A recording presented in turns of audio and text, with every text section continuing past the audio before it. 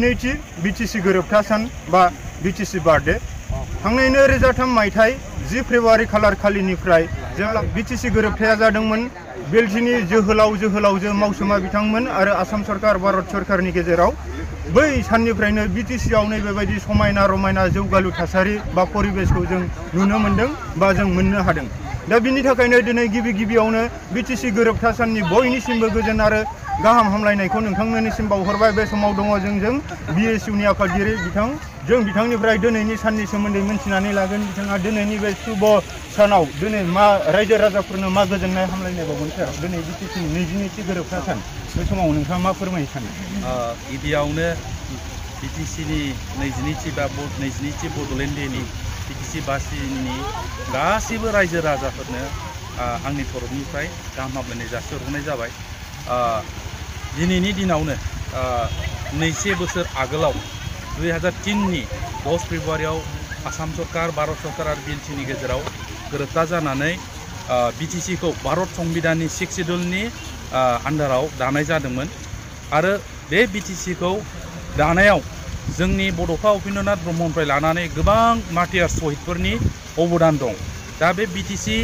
Accord डेआव दिनै ओंखायनो जायखौ जों बड'लेण्ड डेबो होननानै बुङो, थांनाय 15-17 बोसोराव BTCआव BPF दोला सरकार सालायनानै बेखौ सरकारि भाबै बड'लेण्ड डे बा BTC एकर्ड डे हिसाबै फालिबोदोंमोन आरो थांनाय 3 बोसोराव सरकार गैयैयाव BP हान्जाया BTC ओनसोलनि 10टा साब डिभिजनाव मोनफ्रोमबो साब डिभिजनाव बड'लेण्ड डे बा BTC एकर्ड डे हिसाबै फालिदों आरो बे BTCनि जानाखि सृष्टि जाबाय, BTC सृष्टि जाखांनायनि उनाव दिनै जोंनि BTC ओनसोलाव सामाजिक, अर्थनैतिक, शिक्षा दीक्षा आरो राजनीतिक भाबै BTC बासिया गोग्लैसोनायमोनब्लाबो दिनै बहुद जौगानो हादों। बिभिन्न दिगाव जोङो दिनै जौगानायखौ नुनो मोनदों। थ' बे BTC सृष्टि जानायाव जाय बिथांमोननि शहीदफोरनि मुंख्लंफोरनि अबदान दं, दिनैनि दिनाव गासिबो BTC बासि रायजो राजाफ्रा सन्मान होनाया गोनांथि दङ आरो बेखौ लानानैनो BPF दोलोनि खावलायनाय मथे बाहाय BPF दोलोनि गोबां सेलफोरजों लोगोसे बिभिन्न जाति जनगोष्ठीनि आफादफ्राबो व्यक्तिफ्राबो दिनै जोंनि मुंख्लंफोरखौ सन्मान होफैदों आरो बेयो मोनसे जालांबाय थानांगौ होननानै आं सानो। खारन बिथांमोननि अबदाननि बिनिमयावसो जोङो दिनैनि BTCनि अबस्थाखौ जों मोननो हादों, इउनिभार्सिटि मोननो हादों, CIT मोननो हादों, BTC सेक्रेटारियेट मोननो हादों। जोङो राजनीतिक भाबै BTCआव प्रतिदिनता खालायनानै जोंनि समस्या जेंनाफोरखौ समाधान खालामनो हानाय मोनसे जानाखि सुबिदा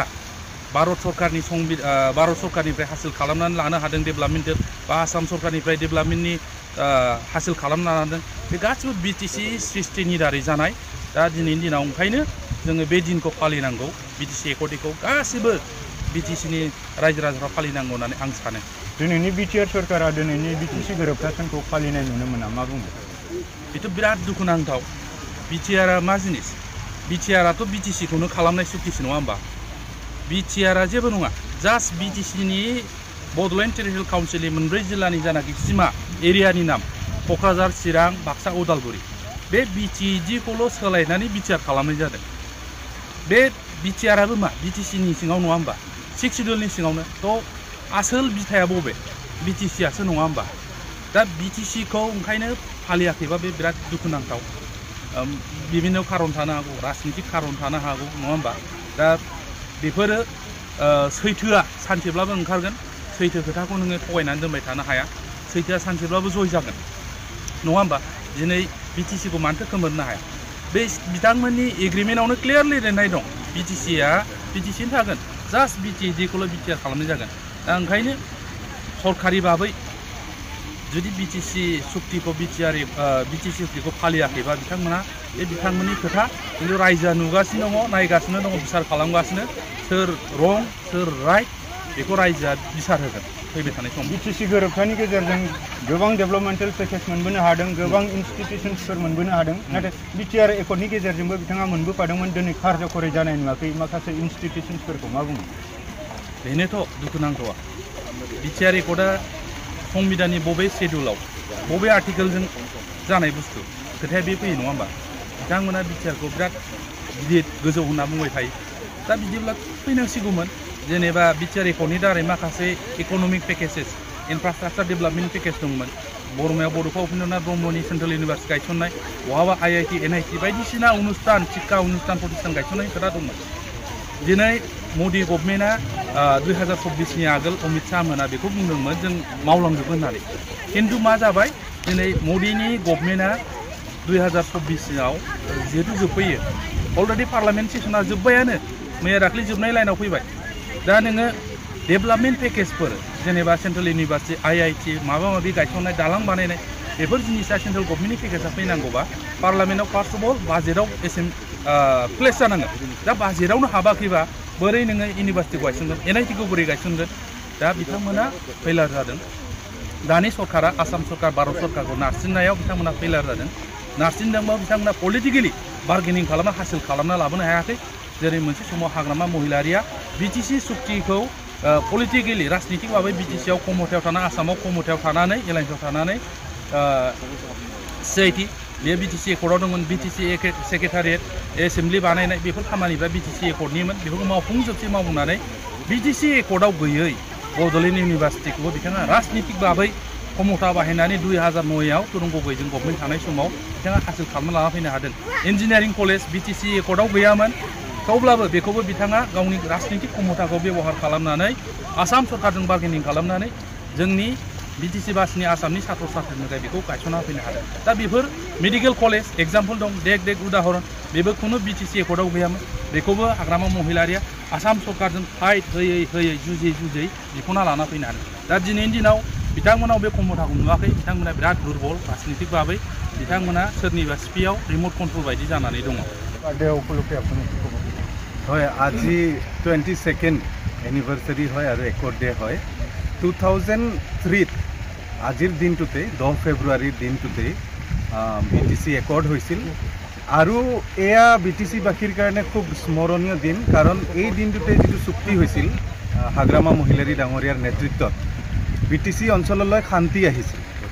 তাৰ পিছত ভাৰতবৰ্ষৰ যিটো সংবিধানৰ 6ষ্ঠ অনুসূচীৰ সংশোধন কৰি আৰ্টিকেল 3Bৰ আণ্ডাৰত এই অঞ্চলটোক অটোনমাছ এৰিয়া হিচাপে অটোনমাছ ৰিজন হিচাপে শক্তিশালী স্বায়ত্তশাসন প্ৰদান কৰা হৈছিল আৰু সেইকাৰণে আজিৰ দিনটোত BTCৰ এই যি ৰূপ দিয়া হ'ল এই ৰূপ দিয়াৰ বাবে যিসকল ব্যক্তি শ্বহীদ হৈছে আত্মবলিদান দিছে তেওঁলোকক আমি অতি শ্ৰদ্ধাৰে স্মৰণ কৰিছোঁ আৰু সমগ্ৰ BTCবাসীয়ে স্মৰণ কৰিবলগীয়া দিন আৰু হাগ্ৰামা মহিলাৰী ডাঙৰীয়াই যিটো প্ৰাৰূপ গঠন কৰিলে স্বায়ত্তশাসিত অঞ্চল হিচাপে স্বকীয় অঞ্চল হিচাপে আৰু এটা শক্তিশালী অঞ্চল হিচাপে তাৰ বাবে তেওঁ সদায় আমাৰ বাবে আমি সদায় তেওঁৰ আগত ধাৰুৱা হৈ থাকিম আৰু তেওঁক সদায় আমি মানি চলিব লাগিব बिथाङा कमला जाट जाय दाखालि बावैसो निउस्कुल लेभेलनि बिथाङा सेन्ट्रेल बा मिरुनि सासे नेहाथारिमोन नाथाय बिटिआरनि नीति आरो आदर्शखौ मोजां मोननानै बिटिआरआव फैनाय आरो बिथाङाबो दिनै हाग्रामा महिलारी बिथांनि दैदेननाय बिलथि आसाम सरकार भारत सरकारजों जानाय जितु BTC गोरोबथानि गेजेरजों जे बेबायदि साबना हामना मोनसे समायना BTCखौ बेवहाय दाफुंनो हादों आरो BTC गोरोबथानि गेजेरजों कन्स्टिटिउसनेलि भारत सरकार आसाम सरकारनिफ्राय जोङो 6 शिड्युलाव थानाय जों ट्राइबेल माहारि हिसाबै जोंनि थांनानै थानायनि मोन्थाय बैफोरखौ गासैखौबो बिथांमोना BTC गोरोबथानि गेजेरजों लाबोनो हादों आरो बैनि उनावसो जौगाखांनाया फैदों होननानै बिथाङाबो दिनै बुंदों आरो गमामायै दिनै BTR एकर्ड आरो BTC एकर्डनि गेजेराव जोङो कम्पेयार खालामना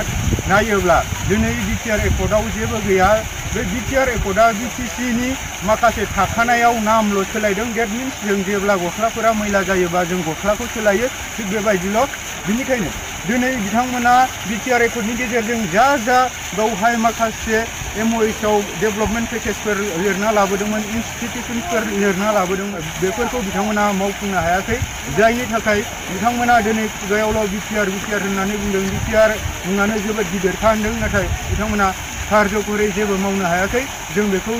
दिनैनि समाव रोखायै बुंनो हायो आरो आं बेनि गेजेरावनो मोनसे खोथाखौ बुंगोन दिनै बे देबरगावआव थानाय नैबे सेमेटेरि बेयो जोंनि जोहोलावजोफोर जाय गावनि बेसेन गोसा सम आरो जिउखौ होनानै बर' हारिखौ बुहुमाव गेरेमसा महर होलांनो थाखाय बिथांमोना गावनि बेसेन गोसा समखौ बावलांदोंमोन। दा बेवहाय बिथांमोननि मुंख्लं खाम्फा दं। बे मुंख्लं खाम्फाखौ दिनैनि बिटिआर सरकार बा इउपिपिएल सरकारा बेखौ मेनटेनेन्स खालामनायनि थाखायबो जेबो दायथ' गैया। इभेन दिनै बिटिसि बार्थडे सानखाय दिनै हाग्रामा महिलारि बिथांनि दैदेननायजों बेखौ साबना हामना मोनसे समायना सावगारिजों बुंफबनायखौ जों नुनो मोन्दों। बिनि थाखायनो जों उननि समाव जों बेखौनो खावलायगोन बे बिटिसिआव थानाय साफ्रोमबो बर' हारिजों लोगोसे गुबुन गुबुन हारिनि गुबुन गुबुन राव रायग्रा धर्मलम्बालम्बी माखासे सिबियारि नोंथांमोनाबो दिनैनि बिटिसि सानखौ नैबे बिटिसि गोरोबथा सानानो बिटिसिनि मोनसे जौगा बिथिंनि लामा दिन्थिजेननाय होननानै नोंथांमोना बयबो दिनैनि बिटिसि सानखौ नोंथांमोना गोसोआव लानानै इसोरनि खाथियाव कामना खालामनांगोन जे दिनैनि बेबायदि थांनाय 2003 मायथाइ 10 फेब्रुवारि खालारखालि जालांनाय बे बिटिसि गोरोबथाया अराय सम जों बेबायदि परिबेसखौ मोनबाय थानो हाथों आरो बेबायदि दोलो आफाद संगठनाव थानानै जाय बिटिसि हालामनि समग्र रायजो राजाफोरनि थाखाय जौगाखांनायनि बाथ्रा सानो बिथांमोननि जिउमानि थाखायबो जोङो इसोरनि खाथियाव जों आर'ज गाबनांगोन बिथांमोननि जिउआ जे अराय सम गोलावै थांनानै थानो हायो बिथांमोना अराय सम फरिबार लं लास्टिं जायो बेफोरखौ जों इसोरनि खाथियाव कामना खालामनांगोन। মই এইটো সকলো বিটিসি বা কৰি থকা সকলোলৈ এইটোকে আহ্বান জনাব বিচাৰে আজি যিটো বিটিসি একৰ্ড ডে বা বিটিসি শহীদ দিন এই বিটিসি যোনকেইটা বৰ্তমানলৈকে বসবাস কৰি আছে তেখেতসকললৈ মই এটাকে আহ্বান কৰিব বিচাৰে আজিৰ বিটিসি দিন যোৱা 2003 10 ফেব্ৰুৱাৰী বিটিসি একৰ্ড হৈছিলে তাৰ আগত বিটিসি তেনেকা পৰিবেশ আমি দেখিবলৈ সক্ষম হোৱা নাছিল যেতিয়াৰ পৰা বিটিসি চহি হৈছে তেতিয়াৰ পৰাহে এই বিটিসি অকমান উন্নতি মুখলৈ আমি দেখিবলৈ সক্ষম হৈছে তাৰ কাৰণে আমি সকলো যোনে যিটো দলত নাথাকক কিয় যোনে কিবা কিবি সংগঠনৰ লগত জড়িত নাথাকক কিয় আমি সকলোৱে যোনকেইটা বিজেপি কৰা যোনকেইটা ইউপিপিএল কৰা যোনকেইটা বিপিএফ কৰা যোনকেইটা কিবা এটা সংগঠনৰ কাম কৰি থকা সকলোলৈ মই এটাকে আহ্বান কৰিব যাতে আজিৰ এই শুভ দিনখন সকলোৱে পালন কৰিব মানি চলিব